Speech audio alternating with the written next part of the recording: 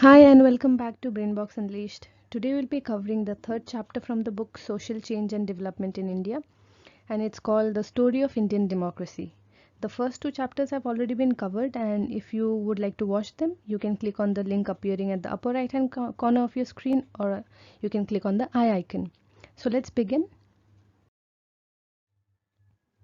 First, we need to understand what is democracy. So, democracy is a government of the people, by the people, and for the people. What does this statement mean? This is a statement which was made by Abraham Lincoln. He was the president. He was a president of the United States, and this means that the democracy is formed from within the people. Means the people form the government, and it is formed by the people. The people, they choose and they decide how the government is going to be formed, and the government is formed for the people so that the government can rule the people. The term democracy, it has been derived from the Greek word demokratia, which in turn was derived from two other words, demos meaning people and kratos meaning rule. In other words, democracy means the rule of the people. Now, democracy was first seen in the Greek city of Athens. They were the first ones who came up with this idea of democracy. Now, India is the largest democracy in the world, and that is because we have the second largest population in the world. The first largest or the largest population is the Chinese, China has it, right? And although they have the highest population, largest population, they follow communism. They don't have a democratic government. But we Indians, we have a democratic government, and that's why we become the largest democracy in the world. Now, democracy can be of two types, direct democracy and representative democracy. So let us see what direct democracy means. Now, direct democracy is one where all the citizens, without the middlemen being the officials, they can be appointed or elected. In direct democracy, those are not there, those officials are not there, and the citizens, they directly participate in making public decisions or making public policies. Okay, but direct democracy, it is practical only with a relatively small number of people, where the size of the population is not that much. Maybe you can take a community or a tribe, there you won't have a huge population, so their direct democracy can be followed, where all the people can collectively make decisions, right? Or you can see a local unit of a trade union.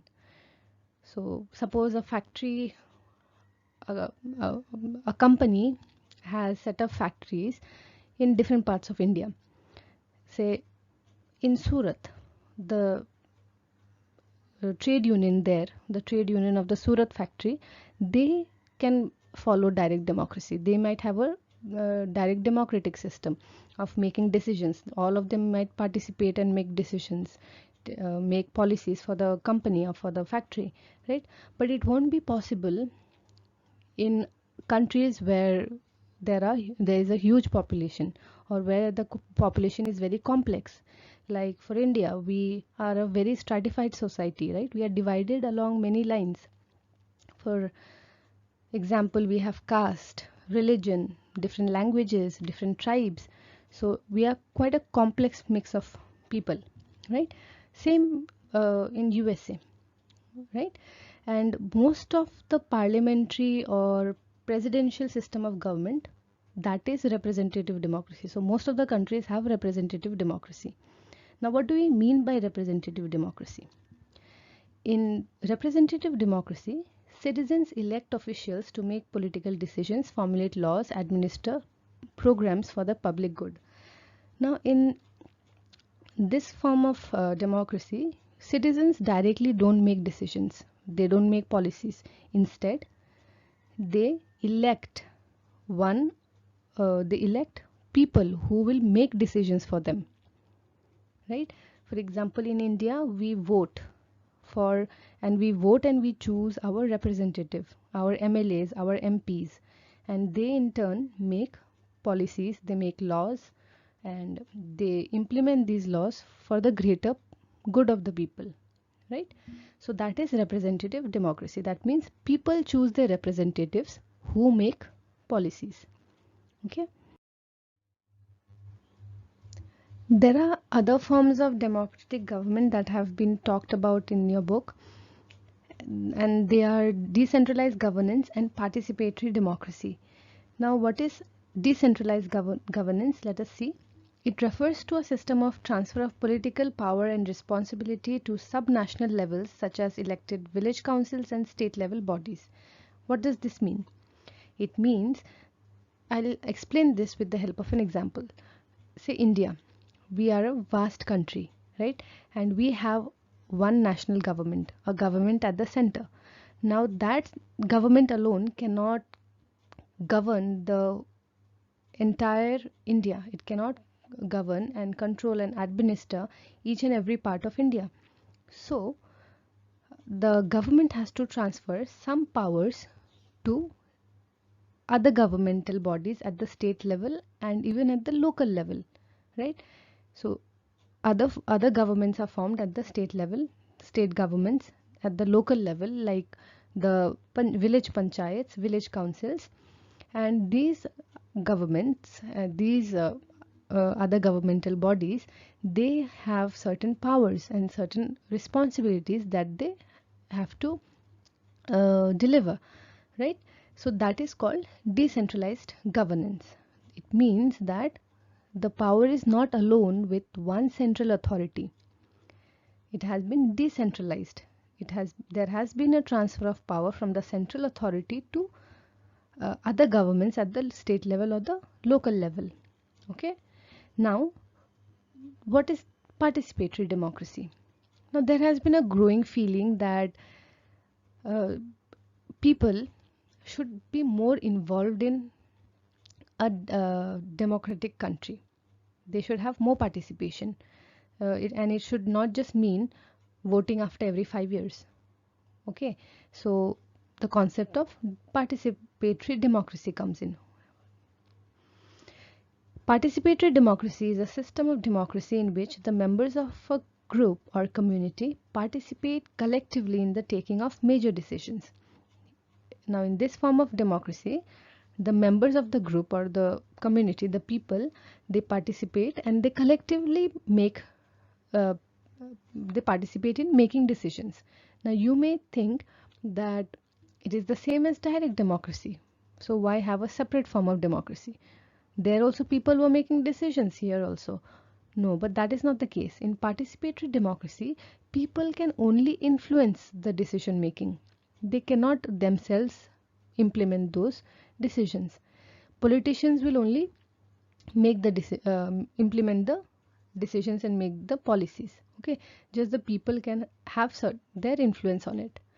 Now, this form you can see in certain states of the United States of America, and in there they have town hall meetings where their elected representative, where their official, they will meet up with the people of the constituency, of his constituency, and they them together they decide on which laws will be good for the people, which will not be good for the people. For example, let's say gun laws. Now, the issue of gun control is very big in America. Okay, right now there is a huge increase in crime. So people might meet with their official, their representative, and they may discuss that whether they should put a ban on people having guns or maybe increase the number of guns. So it can go either way, right? They can have their influences. Some people might say, no, I need a gun to protect myself. Other people might say, no, because of the increase in guns, crimes are also increasing, right? So people participate and they have their influences in making decisions. So that is participatory democracy. Now let us see the core values of Indian democracy. Now, democratic values and democratic institutions are not purely Western ideas. The West did not give us democracy, right? Ancient epics and folklore are full of examples of dialogues, discussions, and contrasting positions. Now, even the if you look at the ancient epics like the Mahabharata or the Ramayana, you will find many examples where there was discussion happening, debates happening, right? Some people might not agree with other people. So that is what democracy is. Everybody's opinions are counted, right? For example, in the book, there has been one example is given where Bhrigu, he tells how what caste system means. He explains it to Bhardwaj. Like he says that people of different castes have different physical features. Like the fairer ones may be Brahmins, the darker ones might be Shudras. So different castes have different physical features. Then Bharadwaj, he kind of argues with Bhrigu and he tells that, uh, but how can that be the case? Because even in Brahmins, you might find some darker skin tones. In Shudras, you might find some fairer skin tones, right? We all humans, we feel fear, we feel anger, we feel sorrow, we feel grief. Then how can we be so divided? How can our castes be so different? How can we be so different? So you can see here how they are, Bhrigu and Bharadwaj, they have two contrasting positions, right? They are discussing, they are debating. So Indian democracy, it's not just purely Western. Yes, ideas were taken from from the West, because we know Indians were educated in Western values, right? So we have taken ideas from the West as well as from our own Indian culture, and we have formed Indian democracy. Now we saw in the previous chapters as well how the educated Indians, they got Western education and they learned and they saw that how there was a sharp difference between what the Western ideas and Western values stood for. They were talking about, like for in the French Revolution, we saw they were talking about fraternity, liberty, and then Russian Revolution showed, it brought out the principle of equality, right? But when they were learning about these values, they were seeing in the Indian case, in the Indian scenario, in India, there was poverty, widespread poverty, and social discrimination was there in India. So they saw the sharp contrast, okay, and so it led them to ask the questions about what is the real meaning of democracy. What does democracy actually mean? Does it only mean political freedom, or does it include economic freedom and social freedom as well? Then, so they were debating and thinking among themselves whether equality should be given to everybody. Does equality mean equal rights for everybody, irrespective of caste, creed, gender? Or they were thinking like, how can equality be created in such an unequal society like ours? So they were really thinking about how democracy can be established in India. Now, before independence, as far back as in 1928, now Motilal Nehru and 8 other Congress leaders, they made a constitution for India. Okay, so you can see they wanted Indians or Indian society to have democratic values. The constitution which they made, they wanted it to be democratic. And then in 1931, the Karachi session of the Indian National Congress discussed how Indian society could be reworked and have a constitution with a genuine democratic backbone. Now, Indian National Congress, they used to have sessions. Okay, every year they used to have sessions at different places, and in 1931 the session was at Karachi. Now mind you, Karachi was a part of India at that time. Okay, So, and in that Karachi session, certain uh, points were brought forward, and I will just show you. I mean, I will just discuss a few here. There are many, you can look in your book. So they talked in Karachi session, they talked about the freedom of expression, association and meeting, how these could be achieved, how freedom of religion could be achieved, and how all the cultures and languages that are there in India, how they all could be protected, and how all the citizens should be equal before the law, and they wanted equality for all the citizens before the law. And they also talked about adult suffrage, means people when they attain a certain legal age, they have the right to vote and choose their own representatives who could represent them, who could represent their interests. Then they also debated and talked about free compulsory primary education. They said that education should be free at the primary level, which we have right now, right? From the age of 6 to 14 years, education is free, right, in all government schools. Now let us talk about the Constituent Assembly. Now we have a constitution, right? Who made the constitution? The Constituent Assembly. So in 1939, there was a popular demand among the Indians. They wanted to form a Constituent Assembly, and the British at first they were not agreeing to it, but later on they agreed. And so in 1946 elections were held and the Constituent Assembly was formed. So you see, the way the Constituent Assembly was formed was itself democratic because elections were held, right? And some of the members of the Constituent Assembly were Dr. B.R. Ambedkar. He was also the chairman of the drafting committee who drafted the constitution. He was the chairman of it. Then Rajendra Prasad, Jawaharlal Nehru, Sarojini Naidu, these were some of the other members. There were others as well. And the assembly, the Constituent Assembly, they held several meetings, discussions, debates, and they passed draft resolutions before they actually finalized our constitution. Okay, and the debates, the issues that were debated, they ranged from right to employment, how people should have the right to employment, to social security, land reforms, to property rights, to the organization of panchayats. So they wanted local level governments as well.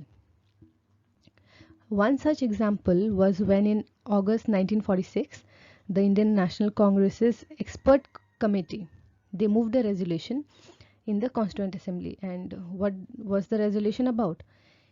They said that India shall be a republic, where they declared that social, economic and political justice will be guaranteed to all the people of India. So India will be a republic and social, economic and political justice will be available to all the people of India, irrespective of their caste, creed, gender and their social standing. Okay. And after intense deliberations, the Constituent Assembly finally on 26 November 1949 they adopted the Indian Constitution, which came into force on 26 January 1950.